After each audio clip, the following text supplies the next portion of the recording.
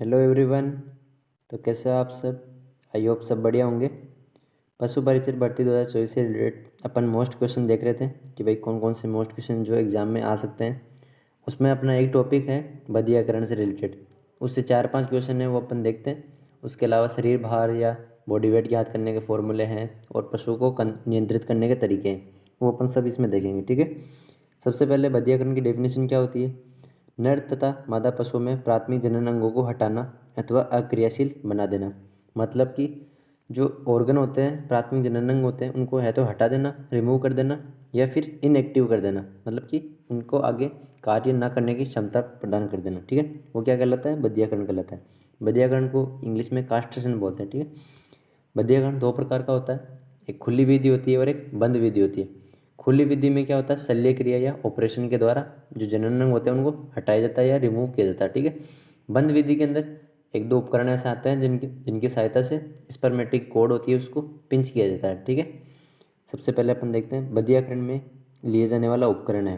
अभी ये बंद विधि में बताना आपको, तो बंद विधि में बड्डीजो कास्टेटर जो एक यंत्र आता है सबसे ज़्यादा काम में लिया जाता है। ठीक है। दूसरा क्वेश्चन है, खुली विधि में कौन सा उपकरण काम में लिया जाता है? खुली विधि में मतलब ऑपरेशन के दौरान आपको इस यंत्र की है, इस उपकरण की है, इंस्ट्रूमेंट की आपको जरूरत पड़ेगी। इमास्कुलेटर। ठीक है। बछड़े में बधियाकरण की उम्र है 8 से 10 वीक। कितनी होती है? 8 से 10 वीक होती है। ठीक है। बधियाकरण लाभदायक है, शांत व्यवहार, नस्ल सुधार, शरीर भार आसानी से ग्रहण, ये इसके लाभदायक या बेनिफिशियल पॉइंट है, एडवांटेज है इसके। ठीक है। क्या अगर आप बधियाकरण करवाओगे या कास्ट्रेशन करवाओगे तो पशु का जो व्यवहार होगा वो शांत हो जाएगा, नस्ल सुधार में भी महत्वपूर्ण योगदान है इसका, और शरीर भार बॉडी वेट भी अच्छे से गेन कर लेगा। ठीक है। पांचवा है अपना शेफर्ड सूत्र काम में ले जाता है। एक फॉर्मूला है शेफर्ड सूत्र, वो शरीर भार या बॉडी वेट ज्ञात करने में काम में लिया जाता है। ठीक है। उसके बाद में लैम्ब या किड में, लैम्ब का मतलब जो भेड़ का नवजात बच्चा होता है उसे लैम्ब बोलते हैं, और किड किसको बोलते हैं? बकरी के नवजात बच्चे को। ठीक है। उनमें बधियाकरण की क्या उम्र होती है? 2 से 3 वीक होती है। 2 से 3 सप्ताह में आप उनको बधियाकरण करवा लेना चाहिए। अगला क्वेश्चन है, कोल्ड ब्रांडिंग में काम में लिया जाता है। कोल्ड ब्रांडिंग मतलब कि एक चिन्हित करने का तरीका है। ठीक है। जिसमें ठंडी वस्तु काम में ली जाती है, ठंडू। ठीक है। तो इसमें आप क्या काम में ले सकते हो? एक तो लिक्विड नाइट्रोजन काम में ले सकते हो, एक ड्राई आइस काम में ले सकते हो। ठीक है। ट्विच किस पशु में काम में लिया जाता है? ट्विच जो है वो क्या है? घोड़े को नियंत्रित करने का एक तरीका है। ठीक है। पशु को नियंत्रित करने का एक तरीका होता है। ट्विच अधिकतर किस में काम में लेते हैं? घोड़े में लेते हैं। घोड़े के अंदर या तो कानों को मरोड़ देना, मरोड़ना ही ट्विच कहलाता है। ठीक है ना, मरोड़ने को ही क्या बोलते हैं? ट्विच बोलते हैं।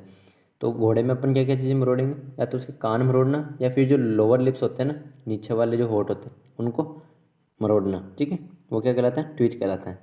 गाय को गिराने की विधि है रेफ्यूज विधि या एकांतरित विधि। ठीक है। घोड़े को गिराने की विधि होबल्स मेथड है, ये याद रखना। होबल्स विधि द्वारा घोड़े को गिराया जाता है। ठीक है। पशु की आयु निर्धारण किसके द्वारा की जाती है? सींगों के द्वारा, रिकॉर्ड के द्वारा, दांतों के द्वारा, और उसकी शारीरिक बनावट। चारों पॉइंट मेन है ये। ठीक है ना, याद रखना। रोमंती पशुओं में दांत होते हैं। रोमंती पशुओं में कितने होते हैं दांत? 32 होते हैं। ठीक है। टीके की खोज किसने की थी? एडवर्ड जेनर ने। टीके का जनक या टीके की खोज किसने की थी?